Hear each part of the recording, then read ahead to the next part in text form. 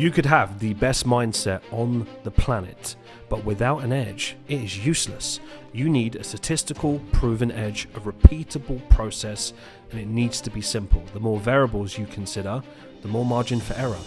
Humans are not very good at making decisions. You need to be decisive, it needs to be quick, it cannot be complex. The market isn't complex, humans are. What I'm going to demonstrate in this video are the variables that I value the most and how I've been able to keep my trading so simple and effective for over a decade. So in order for me to demonstrate what I value, it's important for you to understand the bigger picture. So the bigger picture is this. I'm going to sum it up so simply, and I'm going to be really straight to the point in this episode. I want to be riding the train, riding the wave, whatever you want to call it, of the bigger players that are stepping into the market. So for example, you take that run, retail is not affecting that market. They cannot push that level of volume. So I am interested in where are the bigger players stepping in, and I want to ride that wave. That is the core of everything that I do. I want to be in line with the higher time frame, or I want to be in line with where are the bigger players, where are they affecting the market, and I just want to tag along and take advantage of as many opportunities as possible within the system. But it's the run that I'm interested in. So now you understand the run that I'm interested in. You'll understand the repeatable process when it comes to continuations that are so simple. The intricacies that will come with experience, building the trade ideas, the risk category of whether they're higher in risk or lower risk, that's all in Falcon mechanics and the stuff that I've got in Falcon as a whole in all of the material. However, I want to show you something that I think could actually help you avoid a lot of bullshit trades. So with that in mind, if I'm interested in this run, what's the repeatable process? And not just this run, I'm interested in this run, I'm interested in this run, I'm interested in this run. I'm interested in any run that has been affected by the bigger moves and the bigger players. It just so happens this was a really simple one purely because look at the accumulation here, look at the break of the structure, look at the bullish wick that has been left, look at the gaps that have been filled. So this is actually aligns with everything I'm just about to teach you and tell you. So you see how that bullish wick, that was always going to get filled. You don't know when, but that was going to get filled, especially in these areas. So what do we get? We get this wick, but we leave a very big gap. What happens? This high takes out this high, but leaves the gap. Then what happens? This high takes out this high, and it finally reaches all of this. Then we're positioned well for who is going to step into the market, the bigger players, which is why we famously capitalized on this run. So that was beautiful. That was planned ahead of time. So I want you to take that lesson on board when you think about the markets as a whole. What's the repeatable process? Well, I just showed you that on a higher time frame. So if I'm showing you on a higher time frame, surely that same repeatable process should be in place when structuring the lower time frame trades, right? Okay, well, let's have a look. If we go to the 4-hour time frame, still a weighted time frame. The beauty of the dynamicness of the way that we trade is that you can intraday, you can swing, you can scalp, whatever you want, right? It depends on your skill set, but you need to build the whole framework first, and then it's going to be situational. So if I look at it from a 4-hour point of view, I can get involved at the top, I can get involved here, I can get involved here. I'm looking for the obvious areas, but let's go through the repeatable process. So the repeatable process, what did I show you? I showed you the gaps, I showed you where the volume is, in a nutshell, right? So what do we have? Lots of volume, price comes back up, we tag that area before we go. Price breaks the low. This is what I'm interested in. So if you imagine at this point, I understand that I'm taking advantage of the high time frame. We're positioned, we're in the run of momentum, and then what we see is the market leave this.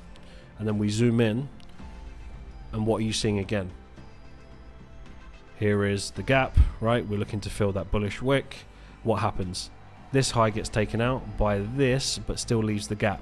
So I already know, as a repeatable process, in order for me to start playing ball or looking for lower time frame entries, I want that to be taken out, because I know that once that's been taken out, that's where most of the liquidity is, that's where most of the volume is, which means I'm more likely to get a direct continuation of a run versus taking a whole bunch of losses in average areas. So what do? I wait for that to be taken out. What happens? we take it out. As you can see, we wick, we wash out all the way through.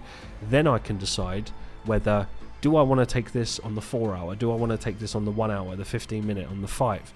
There's all different types of entries. So with that being in mind, that is the repeatable process. Well, let's go a little bit further before I get back to that entry.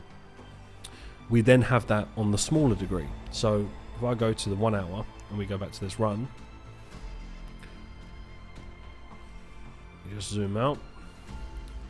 So if we go into this run, what are we seeing on the same run over and over again? And you're going to start to see, as you go into more lower time frames, you'll see more key details of these gaps being filled.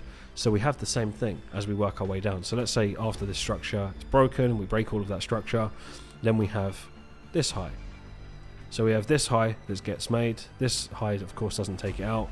This high takes out this high, but not that high. This high takes out the last high, and then finally meets where most of the volume resides. Then we get the sell-off. Same again. Now, the sell-off becomes the area that we're interested in. So if I put this arrow in, so this is where the volume previously was. We got that sell-off. What have we done? We've come back up. This is, of course, a big obvious gap. And then you've got this high that takes out this high but leaves our massive gap. Can you see that? Repeatable process. What happens? We take out the high and we go. And then we look for this run. Let's go again. What do we have? This high. This doesn't take it out. This doesn't take it out. This doesn't take it out. And finally, we take it out. Yes, we equal back up. There's a re-entry. It doesn't matter. Not every. Again, I've showed you the more simple ones that just go straight away. This is a slightly more complex one. It goes temporarily, comes back up, tests the area, but it still goes. But nevertheless, it's the same repeatable process. I showed you on a higher time frame. I showed you it on the lower time frame. And these are the entries. The same entry that I'm looking at here is the same entry that we're looking at right here. Tell me that's not the same. Tell me that even this is not the same as this. If I zoom in, and this will be an eye-opener for you, the amount of entries we actually have. So we have our first entry up here, we have our entry, which is this more of a limit order entry here, and we have our entry on the break there as well. But I want you to focus on that. What do you have here?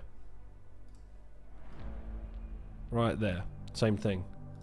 Can you see the repeatable process? This V, it's the same thing. Break of structure, this is where the volume is. I think this is where people get confused as to how we trade.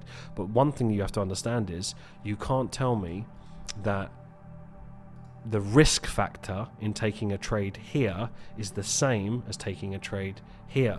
From a positioning point of view, we're in the higher time frame trend. We're still running to the downside. Here, we're at the end of the run. If I go to the 4 hour, look at where we're positioned. It's most likely for the bigger players to get out, take profit. It's going to carry a different level of risk. So, what would I do with a one-of-one dynamic system? Would I want to hold this trade in hope that it's going to carry on going, or would I be getting out more aggressively?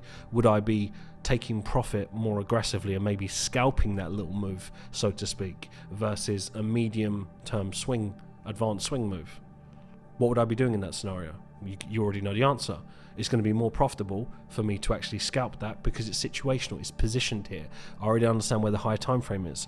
So you have to understand that when you're making these plays and you're looking for a repeatable system, you also have to be aware of why are you doing what you're doing, in the sense of there are so many scenarios where someone will be running like 5-6% profit in the system and they'll message me saying, Mark, I'm really having trouble trading my system because sometimes I take a loss and sometimes I'll be running 7% profit. I don't know where to take profit and it'll run back for a break even or a loss.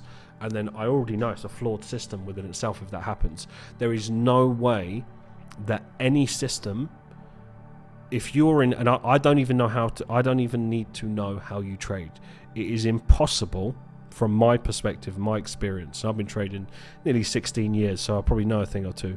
It is impossible for you to be running 3% plus profit and take a loss. If you're running 3% and then you take a loss, you have misunderstood invalidation criterias that have already given you clues that your trade idea is no longer working.